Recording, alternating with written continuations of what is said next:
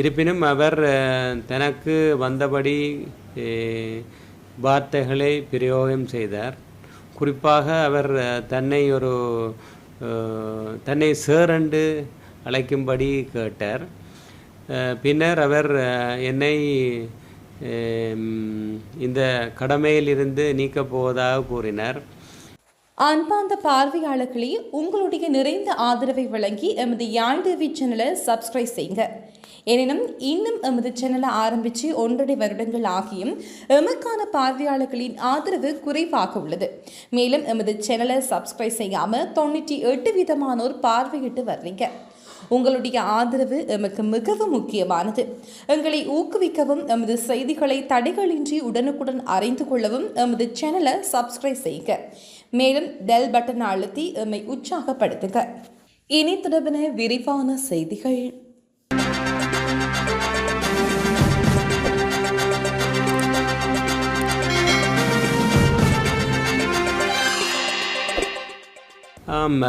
யாழ்ப்பாணம் போதனா வைத்தியசாலை எப்போதும் சுறுசுறுப்பாக ஆயிரக்கணக்கானவர்களுக்கு சிகிச்சை அளிக்கின்ற நிலையம். நேற்றைய தினம் குறிப்பிட்ட பாராளுமன்ற உறுப்பினர் எமது செக்யூரிட்டி கார்ட்ஸ் அவர்களோடு வாக்குவாதத்தில் ஈடுபட்டு பணிப்பாளரை சந்திக்க வேண்டும் என்ற நோக்கிலே இங்கே அவர்களுடைய தடையை மீறி வந்தார். நான் அவர் வந்து எனக்கு முன்னால் இருக்கையில் இருந்ததும் அவரிடம் நான் கேட்டேன், நீங்கள் வருவதாயின் தயவு செய்து அனுமதி ஒன்றை பெற்றே வர வேண்டும். ஏனெனில் இங்கு வைத்தியசாலைகளுடைய முக்கிய கடமைகள் இருக்கின்றன. இருப்பினும் அவர் தனக்கு வந்தபடி வார்த்தைகளை பிரயோகம் செய்தார். குறிப்பாக அவர்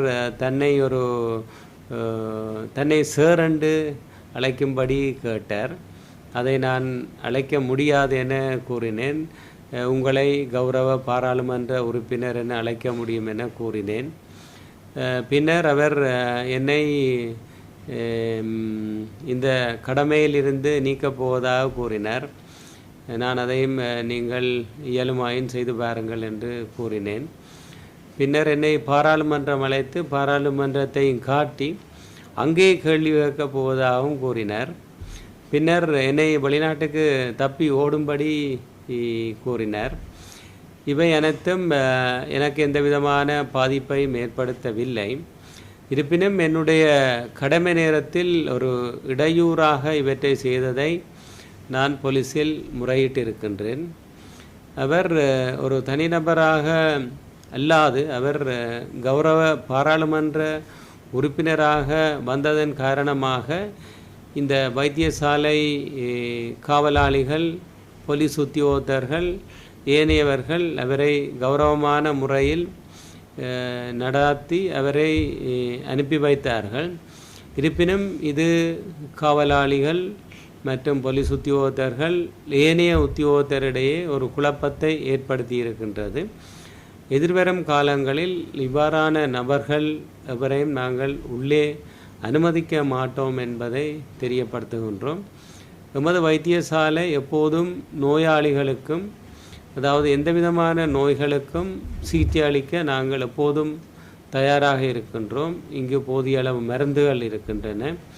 இவற்றை இவ்வாறான சிகிச்சைகளை வழங்குவதற்கு பல்வேறு விசேட வைத்திய நிபுணர்களும் அதற்கான பிரிவுகளும் எப்போதும் தயாராக இருக்கின்றது.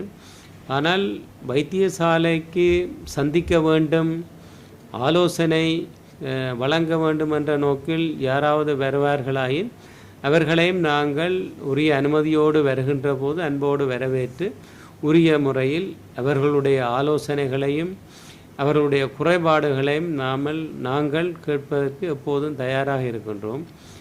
மாறாக இந்த வைத்தியசாலையில் குழப்பம் ஒன்றை ஏற்படுத்தும் நோக்கில் அவர்கள் யாரும் முயற்சித்தால் அதற்கு இது ஒரு இடமல்ல. ஏனெனில் இங்கு விடுதிகளில் சுமார் 1500 பேர் மற்றும் வெளிநோயாளர் பிரிவு, கிளினிக் பகுதி போன்றவற்றிலும் பல்லாயிரக்கணக்கானவர்கள் சிகிச்சை பெறுகின்றார்கள். ஆகவே அவற்றில் ஒரு குழப்பம் ஒன்றை ஏற்படுத்தக்கூடாது. அதன் காரணமாக இவ்வாறானவர்கள் இனிமேல் இவ்வாறானவர்கள் வர முயற்சித்தால் நாம் அவர்கள் நுழைவாயிலிலே காவலாளிகளால் அவர்கள் போலீசாரிடம் ஒப்படைக்கும்படி கூறியிருக்கின்றோம். நான் நினைக்கின்றேன் இவ்வாறானவர்கள் நமது வைத்தியசாலையில் இனிமேல் வர முயற்சிக்க மாட்டார்கள் என்று. இது ஒரு முக்கிய செய்தியாக இருக்க வேண்டும். ஏனெனில் வடக்கிலே இருக்கின்ற ஒரு முக்கியமான நிலையம் இது 24 மணி நேரமும் இயங்க வேண்டும். இதனுடைய இயக்கத்தை தனிநபர்கள் தடை செய்வதை நாங்கள் முற்றாக இந்த வைத்தியசாலை சமூகம் நாங்கள் இங்கே 2200 பேர் கடமையில் இருக்கின்றோம். எங்களுடைய ஒவ்வொருவரது கடமை முக்கியம். ஆகவே இதை தயவு செய்து கருத்தில் எடுக்குமாறு தயவுடன் கேட்டுக்கொள்கின்றோம். 2 வருடங்களுக்கு முதல் எமது துணை பணிப்பாளர் சில தொண்டர்களை பயிற்சிக்காக உள்வாங்கியிருந்தார். அவர்கள் 3 மாத பயிற்சியின் பின்னரும் அவர்கள் தாங்களாக விரும்பி வந்து கடமை புரிவதாக கூறியிருந்தார்கள். அவர்கள் இப்போது திடீரென புதிய அரசாங்கம் வந்ததும் தங்களுக்கு வேலை கட்டாயம் தர வேண்டும் என அவர்கள் கொழும்புக்கும் சென்று வந்திருந்தார்கள். அவர்களுக்கு தொண்டர்களாக அதாவது குறிப்பிட்ட பயிற்சியை வழங்கியிருப்பது பற்றி நாங்கள் கடிதத்தை வழங்கியிருந்தோம். இருப்பினும் அவர்களுடைய நிலை பற்றி சுகாதார அமைச்சின் விளக்கத்தையும் நாங்கள் அனுப்பியிருந்தோம். ஆகவே சுகாதார அமைச்சின் கட்டமைப்பு இருக்கின்ற சுகாதார அமைச்சின் செயலாளர், சுகாதார சேவை பணிப்பாளர் நாயகம் மற்றும் அதிகாரிகளுக்கு நாங்கள் இது பற்றி நாங்கள் அறிவித்திருக்கின்றோம். இதுதான் எங்களுடைய சாதாரண அதாவது நாங்கள் ரிப்போர்ட் பண்ணுகின்ற நடைமுறை.